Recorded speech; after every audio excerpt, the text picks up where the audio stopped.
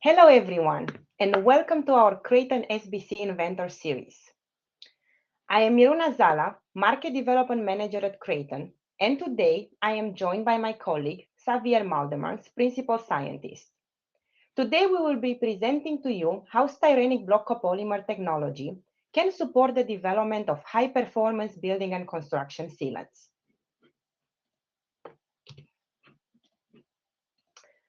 We will start with a short introduction to Kraton, followed by touching upon the key trends we see in building and construction. Following that, we will discuss two innovative styrenic block copolymer concepts that can support the development of high-performance sealants. We plan to use the 15 to 20 minutes of the event for the Q&A session. Please submit your questions via the question tab in the bottom right of your screen. The webinar of today is being recorded, and you will receive a link to the recording after the event. Without further ado, I am excited to introduce you to our main expert today, Xavier. Xavier started his career in 1991 at Shell Chemicals, and he has a wealth of knowledge in the realm of styrenic block copolymers. Through the years, he led product development and technical service for styrenic block copolymers across a wide range of end-use applications. He is also the inventor on 28 patents, and he currently focuses on technical advisory to strategic marketing and acceleration of new product development. As for myself, my focus over the 9 years in the chemical and polymer sector has been on strategic marketing and new product introduction. I am the market and project leader on several market development and innovation projects with a focus on sustainable solutions and value chain collaboration. So now let's turn our attention to Kraton. Kraton is the inventor of styrenic block copolymers and a global leading producer of specialty chemicals. Headquartered in the Woodlands, Texas, we have 12 manufacturing sites and 7 innovation centers that can support our customers globally. This year marks the 5th consecutive year of Kraton receiving the EcoVadis Platinum Sustainability Rating, which is a true testament of sustainability being central to everything we do here at Kraton. We are also an active member of Together for Sustainability, as well as the regional plastics recycling associations. We also have 3 polymer production sites that have received the ISCC Plus certification.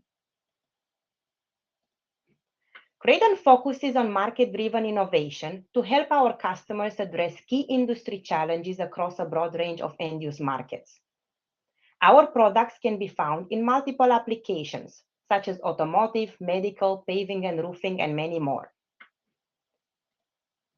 But today we are talking about building and construction. So now I would like to take a little bit of a step back and look at the broader forces shaping the building and construction landscape. As you can see here on the slide, I've put together an overview of 6 mega trends, which I think can have a high contribution on reshaping the expectation placed on raw materials, performance, and innovation across the whole value chain. So let's start with sustainability, which is now a core design principle. From low carbon materials to net zero buildings, the industry is under increasing pressure to reduce environmental impact. Regulatory frameworks like LEED and BREEAM are accelerating this shift, and they are influencing everything from raw material selection to end-of-life recyclability. Energy efficiency is a top priority in both residential and commercial construction. High-performance sealant and insulation systems are critical for achieving air tightness, reducing energy loss, and improving HVAC efficiency. This trend is, of course, driving demand for materials that can deliver long-term performance and occupant comfort. At the same time, automation is revolutionizing construction workflows. So think about robotic sealant application, modular and prefabricated systems. In all of this, the focus is on improving consistency, reducing labor dependency, and minimizing errors. The shift is on creating new requirements for materials that are compatible with automated processes and fast curing cycles. So that brings me to the next point, which is about material innovation. This is moving at a very rapid pace. We are seeing a push for smarter, more adaptable formulations, whether it's for improved adhesion, weatherability, or compatibility with new substrates. These advancements are enabling more efficient application and longer lasting performance in the field. There is also the topic of digitization. So there are also digital tools like building information modeling, drones, and even augmented reality, which are becoming a standard in project planning and execution. These technologies enhance precision and coordination, but they also raise the bar for traceability, documentation, and performance predictability of every component that's being used. And finally, urbanization continues to drive demand for high-density, energy-efficient buildings and smarter infrastructure. This growth is pushing the industry to develop solutions that are not only high-performing, but also scalable and adaptable to diverse environments and regulatory contexts. So with that in mind, I have a poll question for you. So if we look at this context, what is the number one formulating challenge you have today to meet and comply with the industry mega trends? You can see here a lot of different answers, such as achieving low VOC in energy efficiency enhancement, or adapting to automated or modular assembly processes, and many more. Take a moment to answer to this poll, and then I will let you know what the answer is.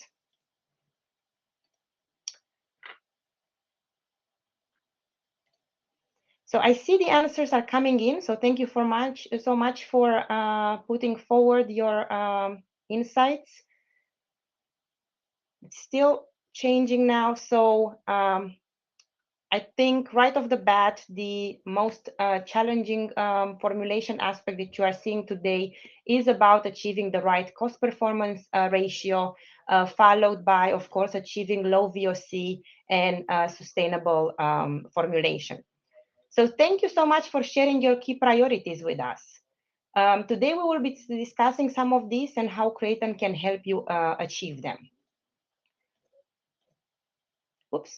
So now let's look a little bit, now that we've talked about the key trends shaping the future and of construction and the challenges you have, let's take a closer look at how styrenic block copolymers can help address these evolving demands. For instance, SBCs can play a key role in enabling low VOC formulations, which are essential for meeting green building standards. This supports the industry's shift towards more eco-conscious design and construction practices. In the context of energy efficiency, SBC-based sealants contribute to airtight building envelopes. Their flexibility and durability can help reduce thermal losses, which can improve overall building performance. As automation becomes more prevalent, reactive SBC technologies can offer fast curing and are well suited for automated application systems. This compatibility helps streamline production and, of course, application processes. Finally, SBCs bring a wide range of formulation benefits. These include high strength and resilience, improved viscosity and thixotropic behavior, excellent elongation, and strong adhesion to a variety of substrates. These properties allow formulators to meet increasingly complex performance requirements. So I hope that with this introduction, I was able to paint a little bit the picture about the context in which SBCs are being applied for the building and construction industry. I'm happy to now hand over to Xavier, who will discuss our solutions and how they can be used in building and construction applications. Xavier, please, the floor is yours. Thank you, Mirina. Thank you for your kind introduction, by the way. So this slide is covering basically the chemistry of the block copolymer we are discussing today. So the typical polymer we are producing are tri-block copolymers. And you see that in the top structure presented, you have a polystyrene block at the extremities of a rubber block that is the main component of the styrenic block copolymer. Now, why do we produce such a kind of complex molecule. If you look at the top right picture, you see a kind of a nano picture of what is happening inside the block of polymer when you associate several of those molecules I just described to you. You see that you have a kind of blue domains that are corresponding to the polystyrene block that are in fact happy to be together, and they form some nano domains of polystyrene, and then they are surrounding inside a matrix of rubbery materials that is the main rubber component of the block of polymer. Now, the value of this system is that at room temperature, the polystyrene domains are nanofillers reinforcing the rubber. In addition, if you look at any rubber chain of a tri-block, they are typically anchored into a rigid polystyrene domain, and so they are physically cross-linked in the product. This gives you the possibility to have high tensile, high elasticity in the system, while at higher temperature, those polystyrene domain will soften and then even will tend to disappear. And so the material will be able to be processed like a thermoplastic because those domains are all fluids. Now, I spoke quickly about the rubber central block, but there is quite a range of material we are producing based on typically isoprene and butadiene for the rubber. If you look at the structure of the rubber, each time if you have the butadiene or the isoprene, you can have the classic 1,4 addition, which is a kind of the main unit usually, but then you can also have a side vinyl that is happening. If I concentrate on the SBS, you see that those systems are basically unsaturated, which leads to material that we name USB-C for unsaturated. This family of product is very valuable, but for the weatherability that is required for sealant is not really suitable. So in addition, what we would like is to enhance the miscibility of our Kraton styrenic block copolymer with the isobutylene based material. So in that case, you see that we have two approach. The first one is to hydrogenate.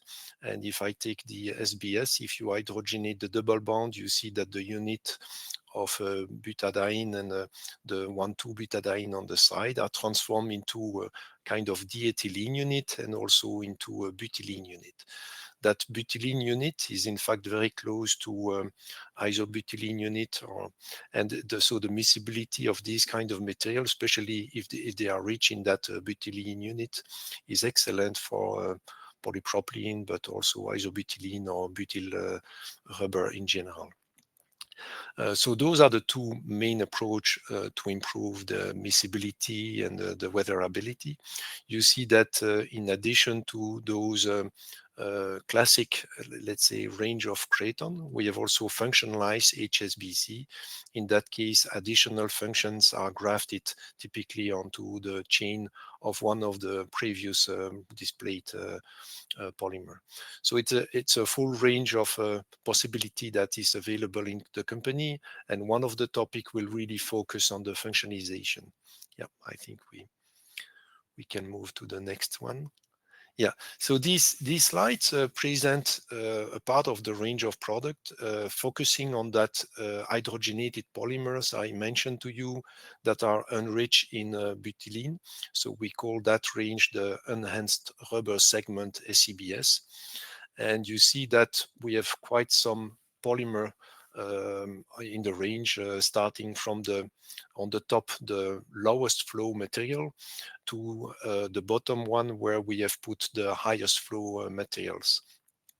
All those polymers are for sure focusing on different application and allow the formulator to use a different concept, high level of oil or very high compression set, or very low compression set.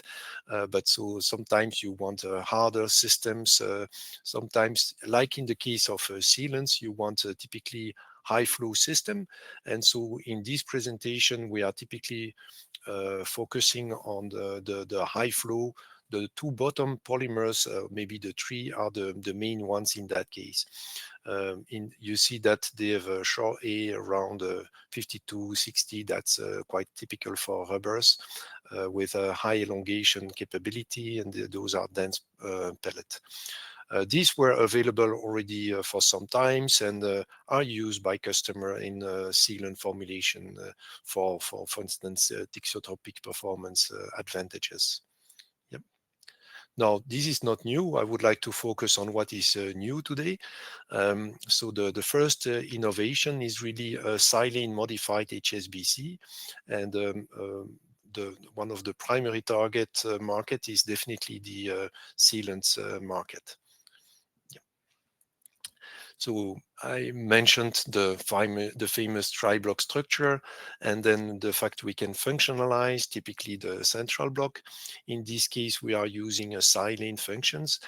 This allows you to really bring some cross-linkability to a polymer that outside that is quite stable. Pay attention, silane is a reactive system that requires some humidity, but also as soon as you have humidity, those functions will react. So it's a quite different behavior of this new silane grafted HSBC compared to the traditional HSBC. Now, these functions allows you two major elements.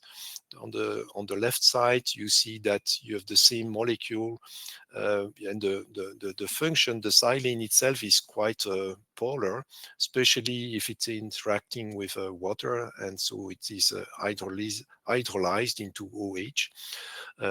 Those polar functions really help the material to adhere and have a polar interaction with surfaces. It can be plastics, it can be metals, but in the case of oxide, and especially in the case of glass and ceramics, in fact, it can even covalently react with the OH available on those materials. So the silane allows you to have a covalent reaction between the Kraton and the glass. Another element with silane is that different chain of Kraton that are silanated can react together. Again, this requires some humidity to allows the reaction to happen, the hydrolysis. And so the cross-linking is happening, leading the material to become set in a certain way. So you can enhance the thermal resistance or improve the dimension stability at a high temperature. So this kind of feature can be very valuable to change the performance between the processing and also the end-use application. So if now, okay, that was the concept. Now, what are we really offering? We propose you the MD6503. MD is market development. So it's a material that is under development, but it's already commercialized and bought by some customer. It's a high flow silane grafted HSBC. If I look at the table of performance that is provided here, you see that on the melt flow rate, maybe for IGU or sealant application, the 130 degrees C is a typical example of a relevant process temperature for final formulation. The materials in those conditions has a melt flow 6. Maybe more classic for you is Brookfield melt viscosity. In this case, we provide you that at 190 degree, 65,006 centipoise. The hardness before curing is quite soft, 37, but it has still quite some tensile strength and also high elongation. The TG of the material is minus 32, so that's quite valuable to ensure your materials is behaving as a rubber also at a low temperature environment. The softening point of the materials, and I will come back a bit more on detail on that one, is 165. And what is quite unique for this silanated material, it is very soft, but it is still a dense pellet. And this is due to the relative existing elasticity in the material. So, oh, sorry, I go back to the previous one. In fact, those properties can be really translated to some feature for the final application. So the silane for sure gives you some bonding capability to, especially to glass, but also polar substrates. The low temperature flexibility is ensured due to the low TG. The dense pellet form is quite appreciated for the production environment where this is quite easy to handle. Now pay attention, the dense pellet must be kept outside humidity, so it is packaged into aluminum foiled special bag, and that's necessary. So as soon as you open the bag, you need to reclose it very carefully if you want to use it later. But still quite convenient to have a dense pellet. Flowability of the material, this is the highest flow Kraton we have in the range. So I think we have here quite a valuable asset for the sealant industry. And also it is a material that has that thixotropic typical behavior of Kraton. So it gives you a different balance of cohesion and flow than the classic polymers used in the application. And the functionalization, I think Kraton functionalized that properly, so we control well not only the functionalization but also the packaging and the handling of the material. Yep. So I mentioned the possibility to cure. So this slide show you the change of performance before and after curing. In this case, we cure really strongly to ensure that the material is fully cured. For sure, the melt flow is completely lost after curing. The hardness is increased to 55, and the tensile is increased slightly. Elongation is maintained most of it, let's say, but okay, a higher hardness material typically has this kind of lower elongation at break. The tear strength is quite improved by the cross-linking, and the needle penetration show that the material is really changing its performance, and probably mostly due to the hardness effect in this case.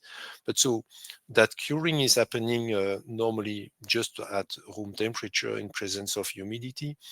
For sure, you can boost the speed of curing, but then in that case, typically you favor the cross-linking versus the adhesion aspect. I think in the case of sealants, it's quite valuable to maintain the good feature of the improved adhesion you can get with glass. So normally I suggest not to use catalyst for the curing. Yep. So if we look at the rheology behavior of the 6503, I would like to compare it with a reference APAO that is also silanated.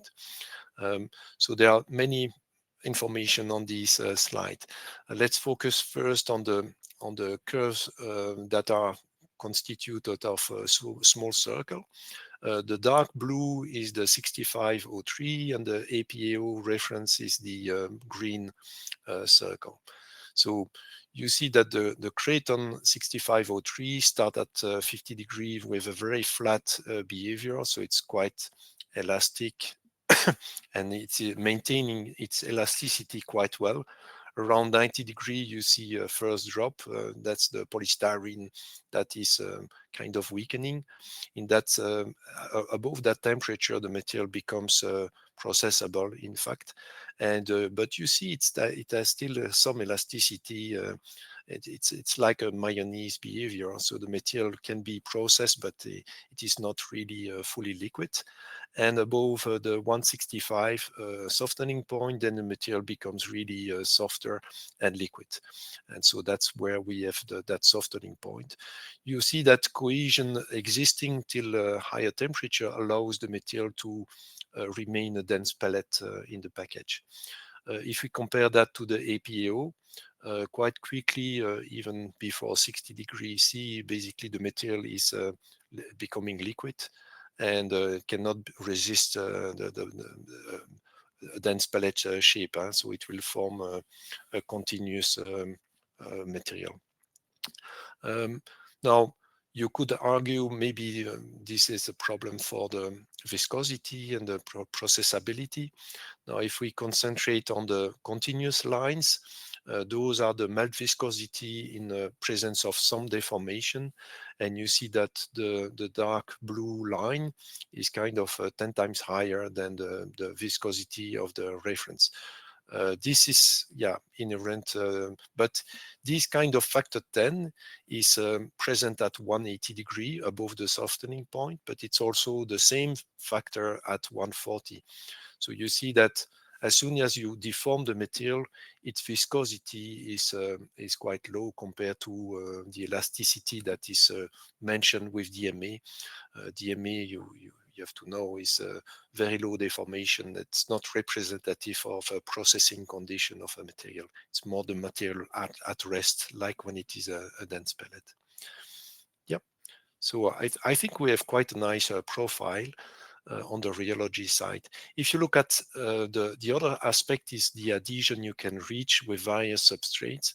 We have tested the pure material MD6503 compared to a standard high flow SEBS in the range.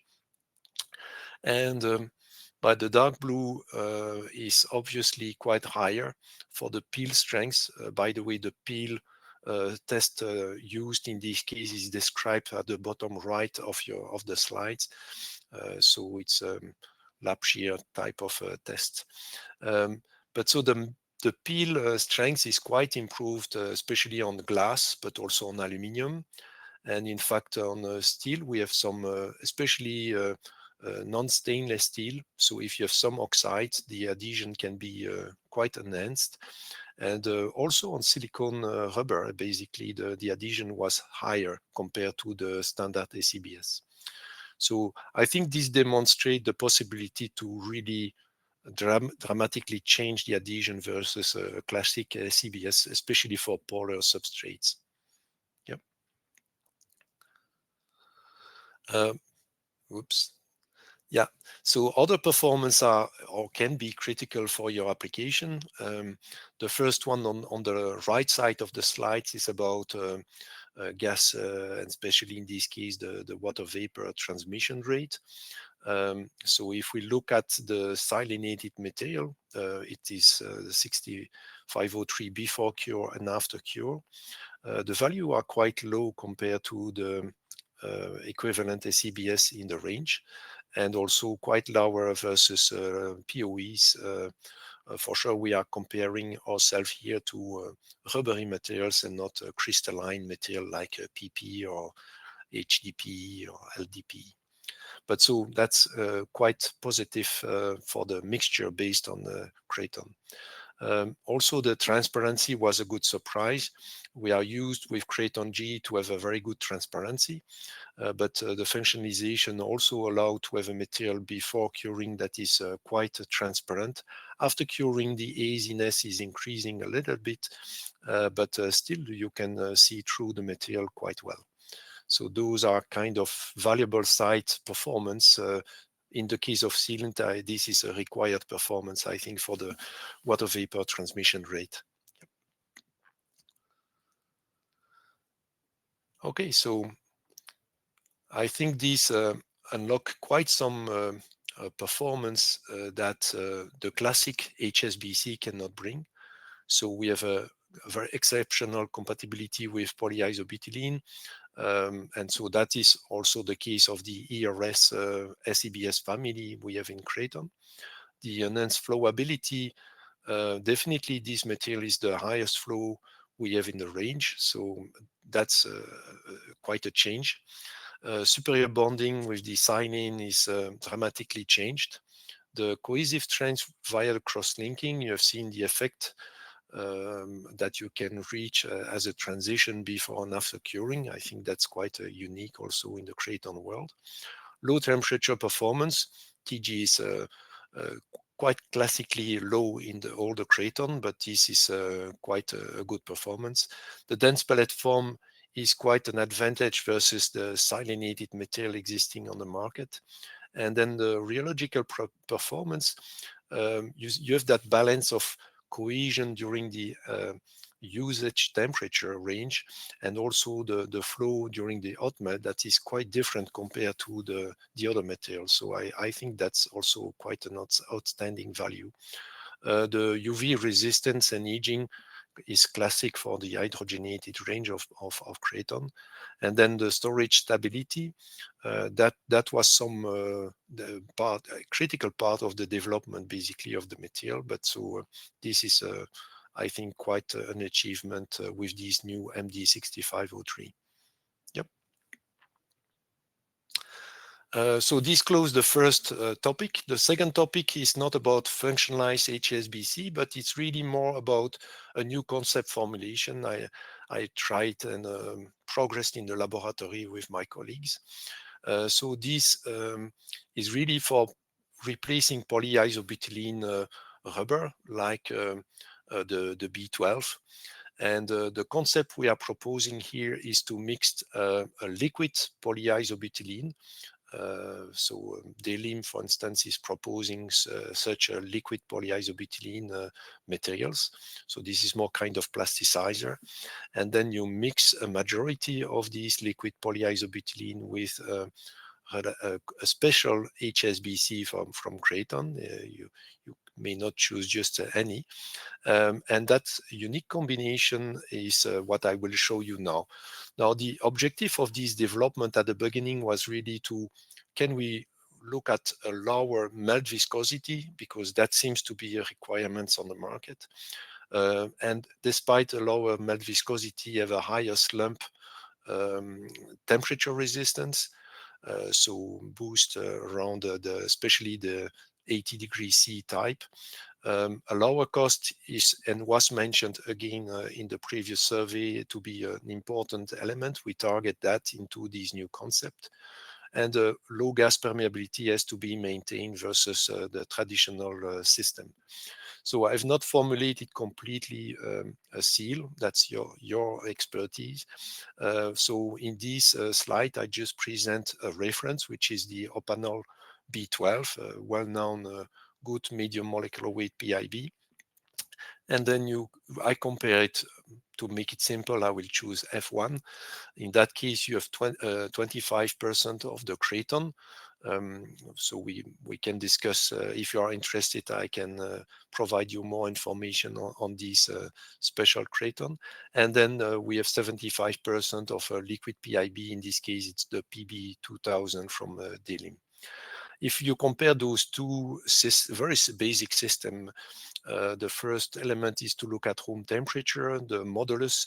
You see that the two are close.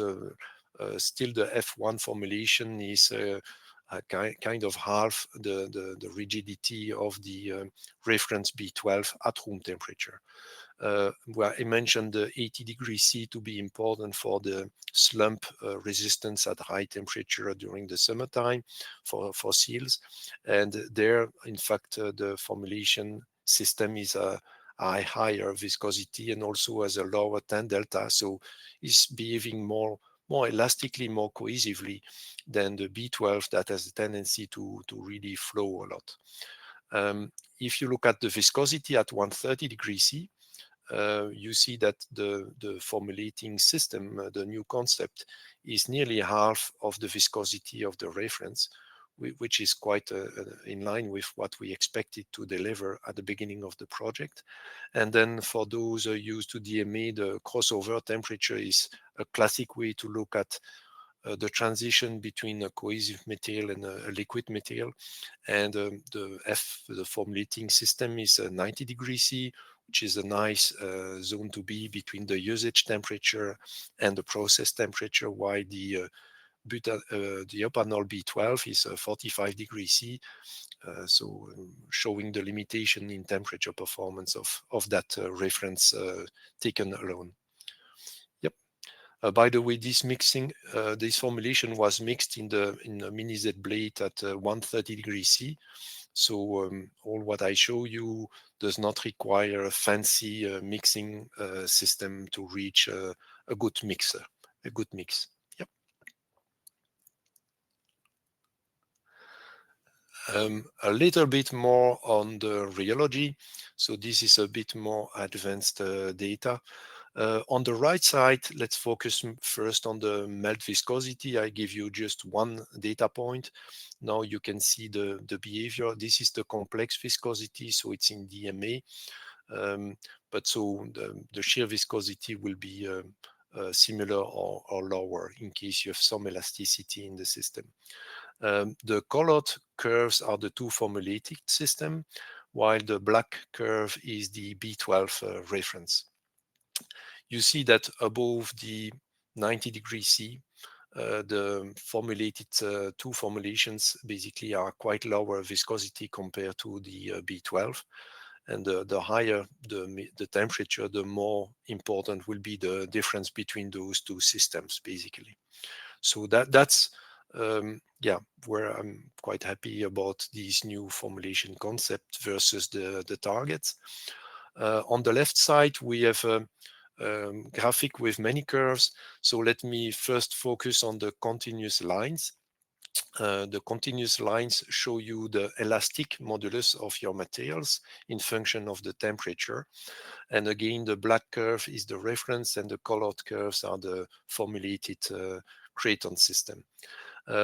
What is quite striking when you compare those continuous curves is that the Kraton system is quite stable in elasticity from the room temperature up to 80 degrees. So that's the usage temperature typically for a seal. So it's quite, I think, valuable to have such a profile. At the opposite, the B12 is kind of viscous material starting to flow already at room temperature, and that drop is there is no transition basically between the usage temperature and the processing. It's just a continuous decrease of elasticity in the material. And this is also quite obvious if you look at the tan delta. This time we look at the discontinuous curves, and you see that the values of tan delta for the black curve is quite higher, but at processing temperature, those curves tend to be similar. So the processability will be quite viscous in their nature. But in the usage temperature, the Kraton system is far more elastic, and that explains why you have such a flat behavior in the elasticity over such a large range of temperature. So if I summarize the liquid PIB plus the special HSBC sealant in that simple formulation exhibit really a stable modulus over a large range of temperature. It's more elastic at that same temperature, and then we have in fact a lower melt viscosity and an easier processability at process temperature, which is I think a lot what we targeted to reach, and I hope you find some value in this new concept. Yep. Yeah, so thank you, Xavier. This was very insightful, and I hope the audience, as you've said, that they are appreciating us sharing these new concepts. And I'm super excited that we have this opportunity to bring forward these new solutions to the market today with you. So now that we've walked through the technical examples, I basically would like to summarize how we believe that Kraton contributes to value creation across these key industry trends that we've referenced in the beginning of the session. So first, if we look in the area of energy efficiency, I believe that our technologies can definitely support the airtight formulation design because of the excellent glass adhesion and also the reliable mechanical performance across a wide temperature range. If we look at automation, I believe that we can enable smoother, more efficient processing, both for formulators and end users. And finally, we are opening the door to new formulation strategies in the building and construction space. So whether it's improving durability, compatibility, or even sustainability in certain cases, our materials are helping you as the formulators or the end users push the boundaries of what's possible. So in short, I think that Kraton is not just responding to industry trends, but we are definitely supporting them and driving them forward. And through collaboration with the value chain, we are committed to delivering solutions that can meet today's demands and anticipate tomorrow's needs. Before we move into the Q&A section, what I would like to ask before we go there, just select the most relevant feature for your project based on what was presented during this webinar. So here are 5 options: improve reactivity with glass surface, ease of handling and processing due to the dense pellet format, improve rheology behavior, the novel approach to PIB formulations, and stable cohesion within a large temperature range. I'll give you a moment to answer, and then I will let you know what the answer has been. So definitely looks like the most interesting for you today has been the novel approach to PIB formulations, and then followed by the improved reactivity with glass surface. So thank you so much for putting forward your feedback. That's something that's very valuable to us. And with that in mind, we would like to wrap up the presentation portion of the webinar, but hang in there because I will now open the floor to questions from the audience. And looks like there's already a couple of questions that are coming in. So maybe I will start off with a question that I think it's better suited for Xavier. So here's a question from the audience. So looks like MD6503 has a bit of a unique structure. Can you talk a little bit more? I think you've mentioned it already in the presentation, Xavier, but maybe it was not fully crisp. So can you talk a little bit whether it requires a special packaging and handling? Yep. Yes, indeed, that's a very important point. So any silane material, and in this case it's a silane functionalized Kraton, requires indeed, if you want the silane to be preserved before to activate its function. So if you want it to adhere to a glass or to cross-link, it has not to cross-link before in the packaging. So we have the material packaged into aluminum foiled bag. So it's really watertight, and there is no problem of pre-cross-linking in the material. Now, for sure, as soon as you use the material, if it is exposed to humidity, some level of cross-linking will happen. But for sure, that's after you open the bag. When it is in the bag, there is no problem. As soon as it is in contact with atmosphere, the cross-linking start, but it's not very fast. And if you try to prevent the access of humidity, you can really limit that reaction. So for instance, if you open the bag, take some pellets, use them, and really you reclose properly the bag and you reseal it to ensure humidity and air cannot penetrate, then that bag can still be used in the next 2 weeks, I would say. Normally in production, for sure, you will never do that. You will use directly the full bag to avoid any risk of pre-cross-linking. But in research, we do this kind of temporary reclosing, and it works well. Mm-hmm. Yep. So on the same line, I think there's another question. So can you clarify or provide some information on the commercial packaging of the new silane grafted HSBC? So what packaging is being offered, what quantities? Yeah, so it's a 20 kilogram bag. So and that is on pallet. Okay, I'm not sure that answer needs more information. It's Yeah. a aluminum foil. At the outside, it's a paper, but what is in contact with the material is not the paper. Yeah. Yeah. Thank you.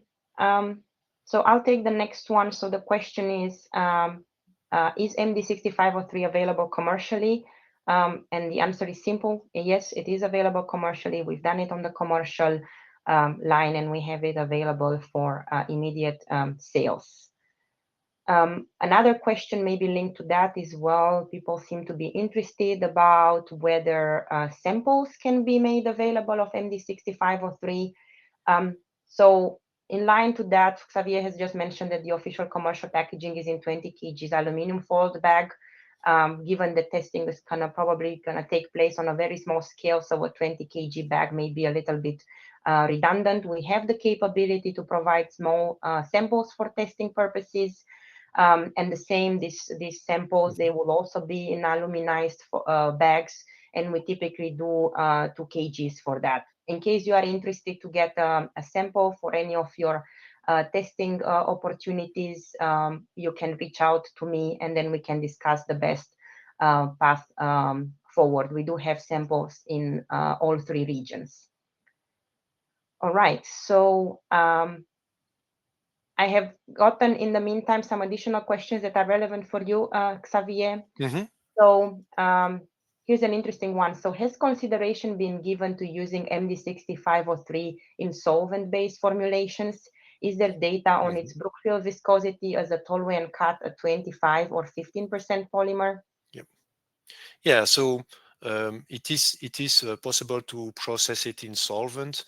Now, I think there was a little bit of gel, something like 2% of gel in that case, but the material is really low solution viscosity and can definitely be used in solvent. The small gel, by the way, each time you have a functionalization is quite typical.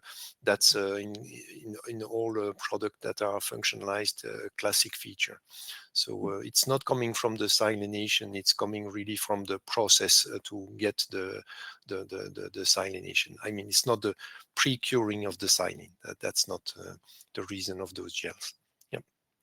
But so yes, I think we have done that to process the material in solvent. Now, in general, the industry prefer hot melt, and that's why we design those very high flow materials, allowing the melt processing to be favored with this material.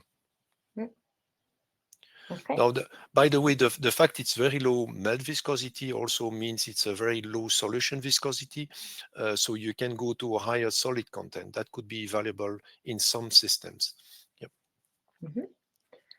Okay, so another question is if we have any suggested analytical methods to check whether the silane functionalities have reacted and by what percentage after the mixing in the specific formulations.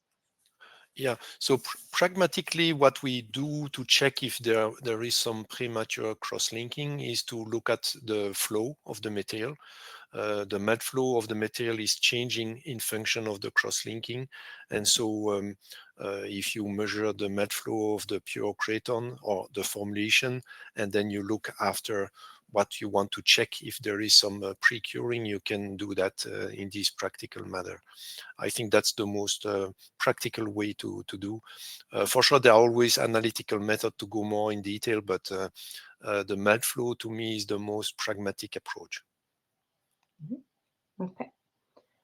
So this is, I have two questions that are about the competitive alternatives. So first question is, will it replace silicone sealants? You mean the Kraton itself? No, the silicone sealants are that's not the target at all. So the target for this MD6503 is more to be miscible with polyisobutylene type of material, and so hot melt. Now maybe that hot melt at some point can replace silicone rubber in some domains or silicone seals. That's quite possible, but that will depend on each application and the specific requirements. If for sure, if you want a high level of cross-linking in your system, you need a high level of Kraton, and the polyisobutylene is not typically cross-linking unless you have some curing mechanism for that one. So yeah, formulation is a wonderful world. So I'm sure some of you will be able to find ways to develop even magic system, but at this point I was not thinking about that replacement directly. Yeah, maybe another one that we can touch, like align with this, is also about like, okay, could we modify such systems? And I think from Yeah, our end, we have not done that. We we haven't have not. gotten to Yeah, that point to test that compatibility with other systems yeah. outside of what we've talked about today. Yes, we have not tried that, but the fact you have some silane function and the adhesion of the silicone was improved, so maybe there will be some interactions, and also the fact the solubility parameter of the rubber is relatively low could allow that, but still, I think without some tricks, it will be difficult to have that miscibility sufficient. Yep. Yeah. So another question is, how is the system comparable to MS sealant system for typically glass-like Yep. substrate? So this is about the silane modified polymer type of sealants. So here I mentioned we are really speaking about hot melt, and the fact also that all the Kraton-based systems are quite elastic at room temperature and up to 80 degrees. So the MS sealant is quite specific because it's quite liquid in low temperature, like room temperature, I think. So we are not really discussing that. We don't have that low viscosity at room temperature. You're obliged to mix your system at above 100 degree, let's say 130 degree or 150 degree C. So it's really more hot melt compared to the MS sealant. Now, are those chemistry incompatible? We have not tested that. Maybe they are, but we have not, at least the 6503 will has some elasticity at room temperature. And in that sense, it's quite different from the MS sealant. Yep. Okay, thank you for that. So the question is now, is there any literature available on the new MD product? So I think for that, I think if I answer Yeah. from my end, of course, what we are presenting today, it's part of a more technical Mm-hmm. package. We do have a short 2-pager document where we talk about it as well. I don't know if you have anything else that you want to add, Xavier. I think, yeah, literature is nice, but the best is maybe to discuss, to take contact with us, and we can see, because maybe we don't think about the right area for you. So please contact us, Miruna or me, and then we can see what we can do if the data exists, and we can do something together. I'm quite happy to progress that. Mhm. Another question is about the rheological behavior. So how close Mhm. to Newtonian and or self-leveling sealants were we able to get to? Newtonian. I'm not sure at what temperature this is referring to, but if it's the Newtonian behavior in the melt, I mentioned above the softening point, yeah, that will be really Newtonian. And then for sure, in function of the formulation, the concentration of Kraton, that softening point transition will change because you dilute the Kraton, so the softening point will go down. If you look at room temperature, we are not Newtonian at all. We are quite, we have some elasticity in the system in the 2 innovation we presented. Now, yeah, if you put a very low level, for instance, of the silanated into a Newtonian material, it will be Newtonian. Yeah. Another question, looks like, well, they are all very technical questions, of course, which is great. Good. Can this sealant be used to bond metal to nylon mesh? So if you look at the metals, we had some quite positive results, especially no, it's not a covalent bonding on the metal unless maybe in the case of oxides that was a stronger adhesion that we expected, but already on metal it was quite good. But for instance, stainless steel, we had some adhesion, and so we had to use sometimes a release agent to have the material removed from the plate when we were using pure Kraton. So adhesion to metal can be really good. Nylon is relatively polar, and you could have some improved adhesion to nylon, definitely. So if it is the nylon is already cold, for sure it's crystalline, so that adhesion will be a bit more difficult to build, I think. But I I would say probably you can reach some decent results. Now, what I'm a bit yeah, it is. I never thought about that combination. It could be. Yep. And another question linked to adhesion is whether we have studied the adhesion buildup between the silane modified Kraton material and glass over time, and what do Mhm. we see as the typical time frame? Is it days, weeks, months? Yeah, so we have looked at that, but for pure Kraton. So when it is in formulation, we have not done that work. In the pure Kraton, we see that it takes for the cross-linking after 1 week, it's a kind of plateau. I think for adhesion, it really depends on the conditions with the humidity. So adhesion is quite complicated work, and I don't have really, to really check the level of covalent adhesion with glass is quite a challenge. So I don't have really precise data there. I think at room temperature you need more than a week. Okay, and I will take the next one. So it's about the location where MD6503 is manufactured. So the product currently is manufactured in Asia.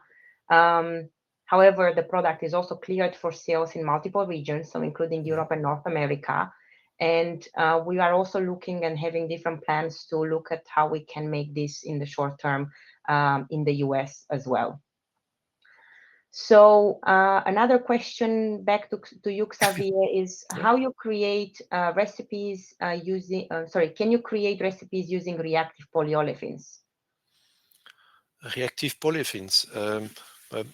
Is it specified what type of reactive polyolefin? Is it with silane or is it? Yeah, reactive polyolefins. Some polyolefins have double bonds. Some have silanes. Maybe there are some other reactivity possible with polyolefin. Yeah, if you look at acids and some ethylene types polyolefin. So I think you can combine those materials. The miscibility of those materials will really depends on what is the polyolefin. So I mentioned that the ERS is really better for miscibility between Kraton SEBS with polypropylene and butylene, but already the classic SEBS has good miscibility with PP, and polyethylene is a better miscibility with the classic one. Now for reactivity, double bond is not reactive with this kind of chemistry. If you have a silane functionalized polyolefin, it will react with the Kraton silanated. Normally we have a methoxy function that will react with other methoxy functionalized silane polyolefin. Yep. Okay, so I'm looking at the time. So we are 4 minutes before the hour. I think we managed to cover all the questions from the audience. So thank you for putting them forward and driving this very engaged conversation. I think Xavier was challenged on some of the questions. So if there's any questions that we might have missed, we will follow up with you after this session. But I want to make sure that we are finishing up on time. So basically, as we wrap up this session of the SBC Inventor Series, I really want to thank you for joining us in exploring the potential of our product in building and construction sealants. So from formulation flexibility to performance durability, I hope we were able to show you that SBCs can continue to redefine what's possible in sealant technology. We hope that today's insights inspire new ideas and innovations in your own work. Personally, I look forward to continuing the conversation and exploring how we can work together to support your needs. You can see here on the slide our contact details are available, so feel free to reach out to either myself or Xavier if you have any questions or are interested to explore our solutions. Thank you for joining us today and have a great rest of the day. Goodbye now. Yep. Yeah, thank you very much. Have a good day. Bye-bye.